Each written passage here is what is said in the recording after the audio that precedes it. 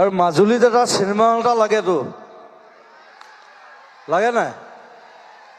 ধৰক আকৌ MLA minister যোন আছে,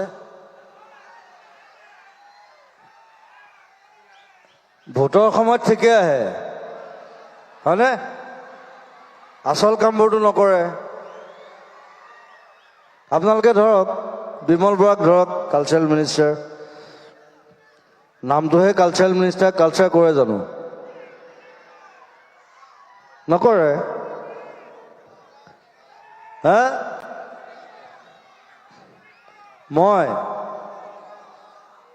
মোৰ ইমান পইচা নাই হ'ব বা, মই মানুহৰ বেমাৰত পইচা দিওঁতে মোৰ আধা পইচা গুচি যায়। কৰি দিব পাৰে, একো নাই, মোক যদি মাতি দিয়ে মই কৰি দিম, একো নাই।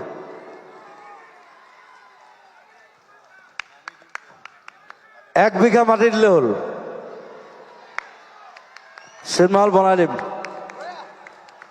গভৰ্ণমেণ্টে বনাব নোৱাৰিলে মই বনাই দিম, একো ডাঙৰ কথা নহয়। বহুত চিনেমা হল খোলাই দিলো, বহুত চিনেমা হল বনোৱালো। এতিয়া এটা চেপনতো এটা হৈ আছে নতুন চিনেমা হল, সেইটোতে মই লাগি আছো। মোৰ নহয় দেই, মোৰ নিজৰ নহয়, বেলেগে কৰি আছে, মই হেল্প কৰিছো। মই হেল্প কৰি দিব পাৰোঁ। চ' কোনোবা যদি আগবাঢ়ি আহে, উই কেন হেল্প। আমি চব আছো, গোটেই টিম আছে, গোটেই এডাল মস্ত টিম এডাল আছে আমাৰ, প্ৰায় 200 মানুহৰ এটা টিম। হা? মাটি 1 বিঘা দিয়ক, চিনেমা হল বনাই দিম। Thank U. ভাইমতা চাবলৈ আহিব 23 মে'ত। তাৰপিছত ৰৈ ৰৈ বিনালে আহিব, মোৰ নিজৰ চিনেমা এখন, নিজৰ প্ৰডাকশ্যন। সেইখন দেৰি আছে বাৰু, ছেপ্টেম্বৰ। সেইটো খবৰ এনেও পাবলৈ অকণমান দেৰি ৰৈ থাকক, লাহে লাহে। প্ৰথমতে ভাইমন্দা চাওক, তাৰপিছত ৰৈ ৰৈ বিনালে চাওক। আৰু বাকী চিনেমাবোৰ চাব, নেচাব বুলি নকওঁ মই, কাৰণ চবে কষ্ট কৰি বনায়তো।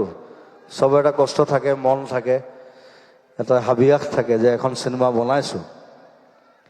আৰু বেয়া হ'লে বেয়া বুলি ক'ব, ভাল লাগিলেও ক'ব যে ভাল লাগিছে। বেয়া হ'লে ডাইৰেক্ট কৰিব যে ভাল নাপালোঁ দেই, মই তেনেকুৱা মানুহে। চ' মোৰ চিনেমাখন যদি বেয়া পায়, ক'ব যে ভাল লগা নাই, মই বেয়া নাপাওঁ। তেতিয়া মই ভাল চিনেমা বনাব ট্ৰাই কৰিম নেক্সট। চ' সকলোকে খালি অসমীয়া চিনেমা চাবলৈ আহ্বান জনাইছোঁ, সেইটোৱে মেইন কথা। অসমীয়া চিনেমা জিন্দাবাদ। 23 May Bhaimonda. Thank you very much, all are welcome. ফালে আমাক জুবিন গাৰ্গৰ হেৰুৱা দুখ, আনফালে আমাৰ মাজুলীবাসী ৰৈ ৰৈ বিনালে চিনেমাখন চাবলৈ নোপোৱাৰ দুখ, দুইটা দুখেই আমাক অন্তৰখন দহি আছে। বিশেষকৈ জুবিন গাৰ্গক আজি হেৰুৱা আমাৰ বেছি দিন হোৱাই নাই, কিন্তু তথাপিতো জুবিন গাৰ্গৰ এখন আজি আমাৰ অসমবাসীয়ে উপহাৰ পাইছে। কিন্তু আমাৰ ইমান সুখৰ দিন এটাত আমাৰ মাজুলীবাসীৰ কাৰণে এটা দুখৰ দিন, কাৰণ আজিৰ এই দিনটোত আমাৰ সকলো মাজুলীবাসীয়ে এই সুখৰ দিনটো উপভোগ কৰিবলৈ পোৱা নাই। কাৰণ জুবিন গাৰ্গদেৱেও অনুভৱ কৰিছিলে মাজুলীত এটা চিনেমা হলৰ প্ৰয়োজন, যিটো আমাৰ আজিলৈকে সম্ভৱ নহ'ল। আজি অসমৰ বিভিন্ন প্ৰান্তত বাদেও ভাৰতবৰ্ষৰ বিভিন্ন প্ৰান্তত আজি এই ৰৈ ৰৈ বিনালে ছবিখনে শুভ মুক্তি লাভ কৰিছে, কিন্তু আমাৰ মাজুলীবাসীয়ে, একমাত্ৰ মাজুলীবাসীয়ে হয়তো আমাৰ ছ'চিয়েল মিডিয়াৰ যোগেদি আমি উপভোগ কৰিবলৈ পাইছোঁ। মাত্ৰ মানে মনৰ কথাখিনিহে প্ৰকাশ কৰিবলৈ পাইছোঁ, মানে চাবলৈ সুবিধা পোৱা নাই। এইটো আমাৰ মনত দুখ থাকি গ'ল। আমি ইয়াৰ যোগেদি চৰকাৰক আহ্বান জনাইছোঁ, মাজুলীলৈ যাতে এটা চিনেমা হলৰ ব্যৱস্থা কৰি দিয়ে, কাৰণ জুবিন গাৰ্গৰ শেষৰ সপোনটো আছিল মাজুলীবাসীক এটা চিনেমা হল প্ৰদান কৰিম বুলি কথাটো কৈ থৈ গৈছিল। আমাৰ প্ৰিয় শিল্পীজনৰটো এটা সপোন আছিল যে মাজুলীত এটা চিনেমা হল বনাব।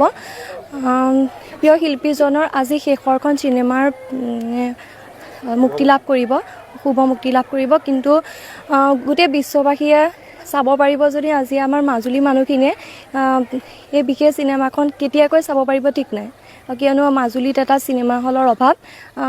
সেই আমি চৰকাৰক আহ্বান জনাইছোঁ যে আমাক এটা চিনেমা হল থাকে, যাতে আমিও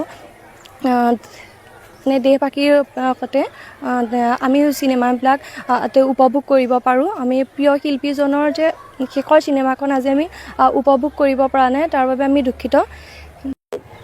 অসমবাসীৰ কাৰণে এক সৌভাগ্যৰ দিন।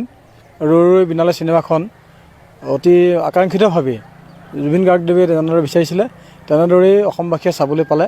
সেইখিনি সুযোগ আৰু সুবিধা দিয়াৰ কাৰণে গৰিমা শইকীয়া গায়কৰ প্ৰমুখ্যে এই চিনেমাখনৰ লগত জড়িত কলা কৌশলী পৰিচালকসকললৈকে আমি ধন্যবাদ জনাইছোঁ। আমি ইয়াৰ পৰা মাজুলীৰ পৰাই এই খবৰখিনি সামাজিক মাধ্যমযোগে চাই আমি সুখ অনুভৱ কৰিছোঁ, যদিও এটা দুখে আমাৰ অন্তৰ দহি আছে। সেই দুখটি হৈছে যে মাজুলীত চিনেমা হলৰ অভাৱ। জুবিন গাৰ্গদেৱেও মাজুলীত এটা চিনেমা হলৰ অভাৱ অনুভৱ কৰিছিল আৰু মাজুলীত এটা চিনেমা হলৰ পৰিকল্পনা বা সপোন তেখেতে দেখিছিল। আজিও মাজুলীত চিনেমা হল নোহোৱাৰ বাবে মাজুলীবাসীহে কেৱল বঞ্চিত হৈ থাকিল। তো অসমৰ তথা ভাৰতৰ বিভিন্ন প্ৰান্তত আজি ৰৈ ৰৈ বিনালে চিনেমাখন বহু দৰ্শকে মনে বিচৰা ধৰণে উপভোগ কৰিবলৈ সুবিধা লাভ কৰিছে। আমি চৰকাৰলৈ আহ্বান জনাইছোঁ, জুবিন গাৰ্গদেৱৰ এই আশা, এই সপোন বাস্তৱ কৰি অসম চৰকাৰে যাতে মাজুলীত এই চিনেমা হলৰ অভাৱ পৰিপূৰ্ণ কৰি তোলে।